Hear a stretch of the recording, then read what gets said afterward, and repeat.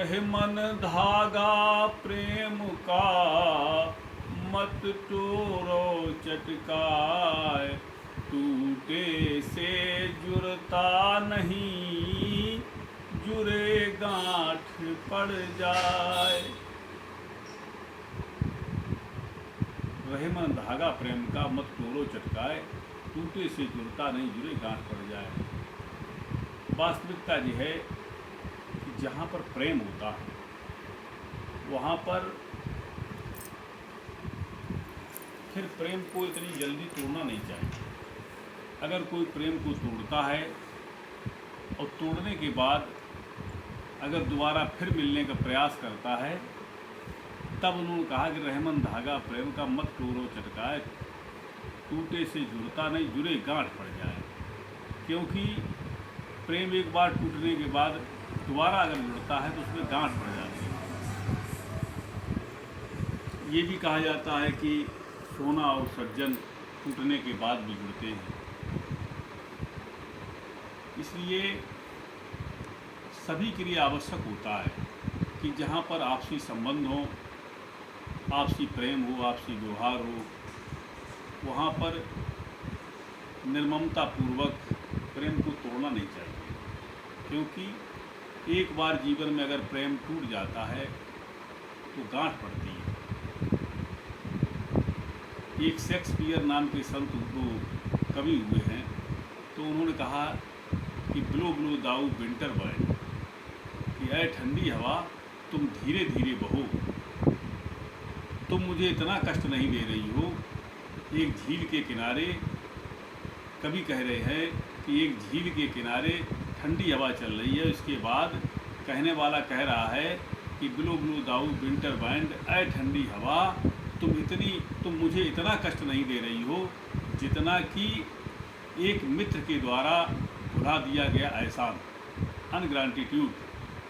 एक मित्र के द्वारा जब एहसान भुला दिया जाता है तो वो अधिक कष्ट देता है, उतना तुम मुझे कष्ट नहीं दे रही। तो वास्तविकता यही है कि भलाई को भलाई मानना ये सत्पुरुष का काम होता है। अगर किसी ने किसी के साथ कुछ उपकार किया, कुछ भलाई की, तो वो उस भलाई को भूलता नहीं। और जहाँ पर ये चीज़ नहीं होती है कि अगर हम भलाई को भलाई नहीं मानते हैं, परोपकार को परोपकार नहीं मानते हैं, तो क्या होता है, वास्तविकता जो है फिर वो वहाँ पर गुणों का घेरा होता है। गुणों का घेरा ऐसा होता है कि जो जैसे ऋतुएं बदलती हैं कि गर्मी के बाद सर्दी आती, सर्दी के बाद बरसात, सर्दी के बाद गर्मी आती, बरसात आती। इस तरह जिस प्रकार से प्रकृति में ऋतुएं बदलती हैं, उसी प्रकार से मनुष्य बदला करता है। मनुष्य का बदलना प्रकृति के अधीन है। ये पूरी तरह से यही होता है कि जो गुणों के अधीन है वो उसके अंदर कभी मित्रता होगी, कभी कटुता होगी, कभी प्रेम होगा, कभी बैर होगा, कभी ईर्ष्या होगी, ये लगा रहेगा। इसीलिए कहा जाता है एक ही साधे सब सदे, सब साधे सब जाएं, जो तू सींचे मूल को फूले फूले लगाए। मूल क्या है? मूल है अपनी आत्मा को जान करके भजन करना। कि जब साधक साधना करता है, जैसे ही उसकी शक्ति प्रकृति के ऊपर जाना प्रारंभ करती है, धीरे धीरे गुणों का घेरा उस पर छूटता है। जब गुणों का घेरा छूटता है तब वास्तव में वो निष्काम स्थान पर पहुंचता है, गुणातीत स्थान पर स्थित होता है।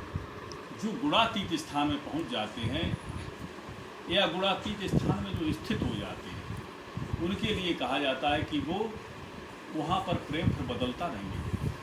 वो प्रेम वास्तव में बढ़े निरंतर, घटे न नेका। ऐसा प्रेम बराबर बढ़ता है, घटता नहीं। बढ़े निरंतर, घटे न नेका। जहाँ पर गुणों के घेरा को पार जो कर जाता है महापुरुष, और उससे जिसका मेल होता है, ऐसा महापुरुष किसी के साथ राग द्वेष नहीं करता है। हेतु रहित जग जुग उपकारी, तुम तुम्हार सेवक असुरारी। बिना हेतु के, बिना किसी कारण के वो सबका हित करने की सोचता है। उसका जो प्रेम होता है निश्चल प्रेम, जिसको कहा जाता है निश्चल प्रेम, निर्मलता इसी का नाम है कि जो निर्मल है, जिसका मल खत्म हो चुका है, जो निर्मल है, ऐसा पुरुष सम रूप में सबके साथ प्रेम करता है निष्काम भाव से। हेतु रहित जग जुग पुकारी, तुम तुम्हार सेवक अखबारी। कि ये वास्तव में ऐसा प्रेम जो होता है वो निरंतर बढ़ता है, घटता नहीं। जो प्रेम घटता बढ़ता है वो गुणों के घेरे का होता है।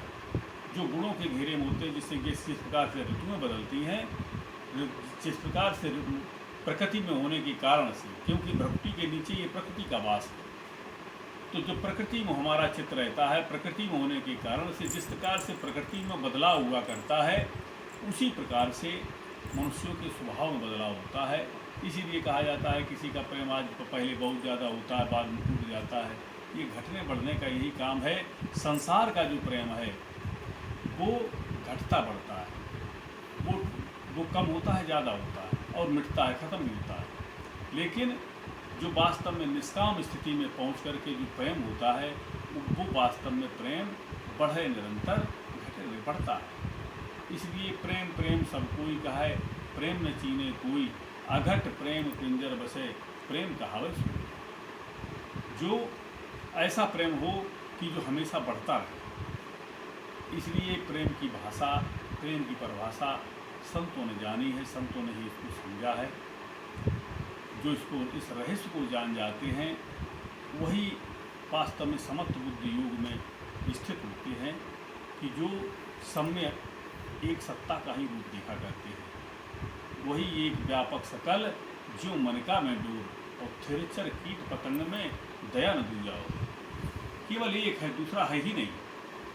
जो इस भाव से चलते हैं, जो इस भाव को स्थित हो जाते हैं, वही महान हो जाते हैं, वही महान आत्माएं हो जाती हैं, वही महापुरुष हो जाते हैं।